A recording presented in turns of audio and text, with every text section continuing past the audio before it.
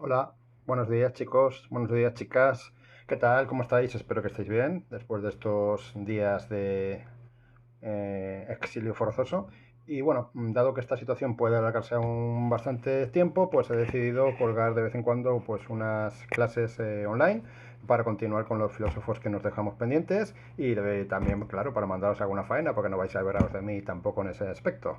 Bien, como recordáis, lo último que vimos fueron los racionalistas, ¿no? Descartes, Spinoza, Hobbes, y ahora vamos a empezar con los filósofos empiristas. Los filósofos empiristas, que es la mayoría, por no decir todos, trabajan en Gran Bretaña, en Inglaterra, ¿no? Mientras que los demás, los racionalistas, son los llamados continentales, franceses, alemanes, etcétera. Bien, el primer filósofo empirista que vamos a ver es John Locke. Como siempre voy a empezar narrando alguna pequeña anécdota de su vida, no muchas, porque la verdad es que este señor tampoco tiene una vida trepidante, no vamos a engañarnos. Y resulta que este hombre, pues en un momento dado, tuvo que huir de Inglaterra porque lo acusaron de formar parte de un complot contra Carlos II. Y entonces tuvo que exiliarse. Y se exilió a Holanda, que es el país donde se exilia mucha gente, por lo que se ve. Y allí conoció a Spinoza. Y además se hicieron, entablaron cierta amistad, ¿no? John Locke podríamos considerarlo como una persona que su ideología política hoy en día lo calificaríamos de liberal, ¿no? Él defendía la libertad de pensamiento, defendía la libertad religiosa, la separación entre iglesia y Estado, y la tolerancia religiosa, pero esa tolerancia tenía un límite, porque como vamos a ver, John Locke era una persona muy contradictoria entre lo que decía y lo que hacía, ¿no? Él decía que esa tolerancia tenía un límite que debían ser los ateos. Los ateos no podían ser tolerados. Los ateos eran como seres diabólicos que estaban dispuestos a hacer cualquier tipo de maldad y por consiguiente no. A los ateos no hay que tener tolerancia. Por otro lado, hay que reconocerle a Locke que fue el primero en defender la igualdad de derechos entre hombres y mujeres y que también afirmó que todos los hombres nacemos libres, nacemos iguales, pero, y aquí viene el pero otra vez, en la diferencia entre lo que se piensa y lo que se hace, resulta que Locke formó parte de las personas que firmaron la constitución de lo que hoy en día es el estado de Carolina. ¿Y esto qué importancia tiene? Porque resulta que en Carolina estaba aceptada la esclavitud. Y no solamente eso, sino que Locke, el gran prohombre que decía que todos somos libres, iguales, etcétera, etcétera, tenía acciones en una compañía que se dedicaba a comprar y vender esclavos. Con lo cual vemos aquí la contradicción entre lo que se dice y la persona real. Pero bien, dejando de lado estas pequeñas anécdotas, vamos a empezar ahora ya un poco con el pensamiento de Locke y a ver qué decía este señor, ¿no? Bien, como Locke era empirista, evidentemente estaba en contra de la existencia de ideas innatas. Él pensaba, igual que los demás empiristas, que el ser humano cuando nace su mente es como una hoja en blanco, ¿vale? Y esa hoja tiene que rellenarse de alguna manera. ¿Cómo se rellena? Pues con los datos que proceden de la experiencia sensible. Hasta ahí está claro. Pero claro, esto plantea dos cuestiones o dos preguntas, ¿vale? Bien, Joel, calla por favor. Seguimos. Bien, la primera cuestión que se plantea es la siguiente. Pues me queda en blanco.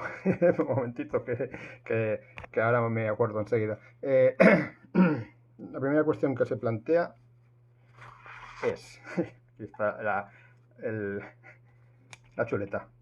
Bien, efectivamente, claro, está claro. ¿Cuál es el límite del conocimiento? Bien, ¿hasta dónde podemos llegar a conocer? ¿Qué podemos llegar a conocer con seguridad? Locke, evidentemente, como empirista lo tiene claro. Solamente podemos conocer aquello de lo cual hayamos tenido previamente una experiencia sensible. Bien, hasta ahí está bien. En segundo lugar, segunda pregunta, que esta es más difícil de contestar. ¿Cómo se forman en la mente las ideas a partir de las experiencias sensibles? Bien, Locke dice que mis órganos sensoriales son afectados por una serie de energías exteriores que proceden del mundo exterior. Por ejemplo, la luz afecta a mis ojos, ¿no? Y esa información, que son las experiencias sensoriales, por decirlo de algún modo, se transmite al cerebro y es el cerebro el que a partir de esas experiencias sensoriales crea las ideas. Por lo tanto, las ideas son como imágenes de la realidad exterior, de la información que me han transmitido mis experiencias sensoriales.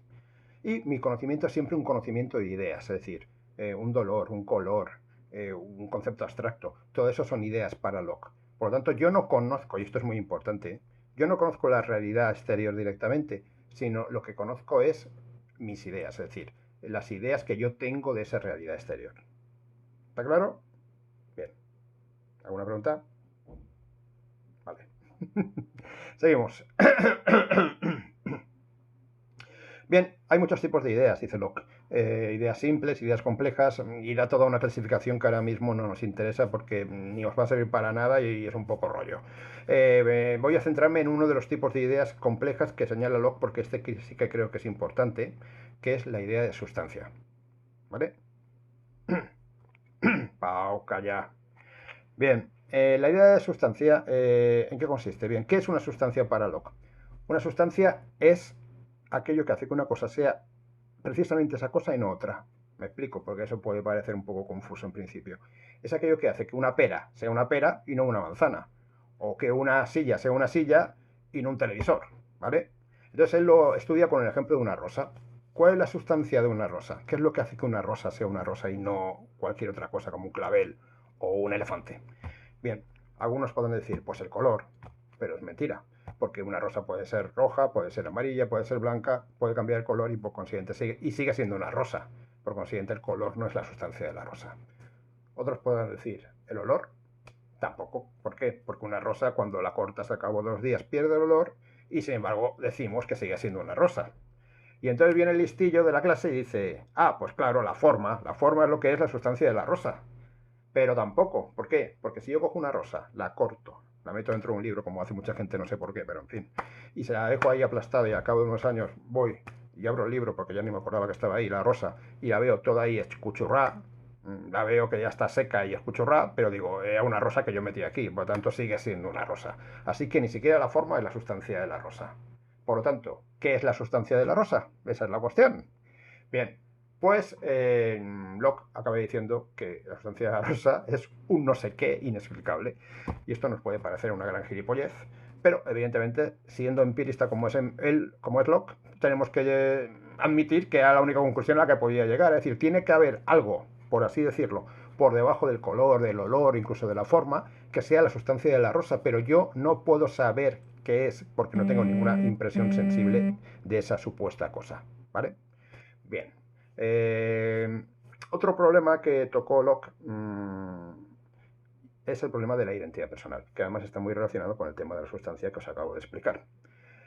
Locke decía que, o se pregunta mejor dicho, ¿qué es lo que nos constituye? ¿Qué es lo que crea nuestra identidad personal? ¿Qué es lo que hace que nosotros tengamos conciencia de ser siempre nosotros, a pesar de los cambios continuos que se van produciendo en nuestra naturaleza? Quiero decir, vosotros físicamente no sois iguales, obviamente, que cuando teníais 2 años, y tampoco seis iguales dentro de 50 años, ¿no? Habéis cambiado, físicamente vais cambiando continuamente, y sin embargo, seguís siendo vosotros, seguís teniendo vuestra propia identidad. Lo mismo pasa con la mente. Evidentemente, dentro de 50 años no pensáis igual que pensáis ahora. Y cuando teníais 2 años tampoco pensabais igual, perdón, que como pensáis ahora, o eso espero, por lo menos. Por lo tanto, ni las ideas que tenéis en la mente, ni vuestra personalidad, ni siquiera vuestro aspecto físico, por supuesto, es invariable. Y sin embargo hay algo que debe ser invariable, igual que la sustancia de la que hablaba Locke, que es la que constituye nuestra identidad personal y hace que siempre nos creamos ser los mismos. Bien. Locke distingue entre ser una misma persona o ser la misma persona, perdón, ser el mismo hombre, perdón, pero ser distinta persona. Es decir, nosotros somos siempre el mismo hombre o la misma mujer, el mismo ser humano, vamos, para ser políticamente correctos, pero nuestra persona va cambiando con el tiempo, va cambiando tanto físicamente como intelectualmente, como moralmente, como en cualquier aspecto que queráis decir. Bien, esto está muy relacionado con la responsabilidad moral. ¿Hasta qué punto podemos ser responsables de nuestros actos si no somos la misma persona? ¿Vale? Locke decía que no podemos culpar ni responsabilizar a nadie de un acto del cual no se acuerde. Y esto es un tema que está muy relacionado, si os fijáis, con una película que vimos en psicología. Los que no la viste, los que no vais a psicología, pues sí podéis mirarla, porque yo la recomiendo, que se llama Remember, ¿vale? Y en el cual el protagonista, como os acordáis, no recordaba que había sido, no voy a hacer spoiler, ¿vale? Y por tanto, no podemos considerarle responsable de sus actos, diría Locke. ¿Vale? Este es un tema que creo que es muy interesante y que Locke trata, y en ese sentido es muy moderno, puesto que trata temas que hoy en día están muy en boga. Por ejemplo, cuando se aplican al tema del Alzheimer, ¿no? Si sigue siendo la misma persona un enfermo de Alzheimer o no, si puede ser responsable de actos que cometió en el pasado cuando en la actualidad no se acuerda de ellos, etcétera, etcétera. Bien, Otro tema que me interesa comentar, aunque sea brevemente de Locke, es el tema de su, digamos, su dimensión política, por decirlo de algún modo, ¿vale? Igual que Hobbes, como vimos en Hobbes, igual como veremos en Rousseau, Locke también habla de un estado natural del ser humano. Un estado natural, pero él no está de acuerdo ni con Hobbes ni con Rousseau. No está de acuerdo con Rousseau, aunque Rousseau no lo hemos visto, ya lo veremos más adelante, porque él considera que el ser humano no es bueno por naturaleza. De hecho, el ser humano viola continuamente los derechos de los demás seres humanos, mata, roba, etcétera, etcétera. Pero tampoco está de acuerdo con Hobbes, porque considera que hay como una especie de derecho natural, una especie de ley moral natural que nos impide realizar determinados actos, ¿no? Como el canibalismo, el incesto, etcétera, etcétera. Locke considera que todos los seres humanos de un modo natural somos iguales, ¿vale? Y tenemos, evidentemente, el derecho de propiedad sobre nosotros mismos, es decir, somos los dueños de nosotros mismos y de nuestro cuerpo.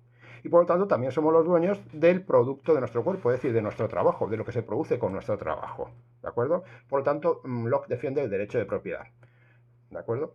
Bien. Ahora bien, ese derecho de propiedad tiene un límite, es decir, yo puedo tener derecho a todo lo que produzco con mi cuerpo siempre que lo necesite realmente. Es decir, yo, por decirlo de un modo claro, para que quede claro, no puedo tener derecho, por ejemplo, a tener 5.000 hectáreas de terreno porque no las necesito. Tendré derecho a tener las cosas con las que yo he trabajado, que son el producto de mi trabajo y que realmente son imprescindibles para mí. Ahora bien, está claro que hay otras personas que van a intentar quitarme mi propiedad, es decir, que van a intentar atentar contra mi derecho a la propiedad. Bien, por eso Locke dice que es imprescindible crear un Estado social que regule la convivencia entre los seres humanos, igual que dijo Hobbes, pero en este caso sin apelar al autoritarismo, sino que simplemente defender un Estado en el que todos podamos tener libertad, aunque perdamos algo de seguridad, y por consiguiente nuestro derecho a la propiedad quede garantizado. ¿De acuerdo? Bien, ya sé que es una visión muy superficial de Locke y que lo ha explicado en poco tiempo y he explicado básicamente sus ideas generales para que tengáis una noción general. Y ahora quiero comentaros un par de actividades que quiero que realicéis y que tendréis pues una semana para hacerlas.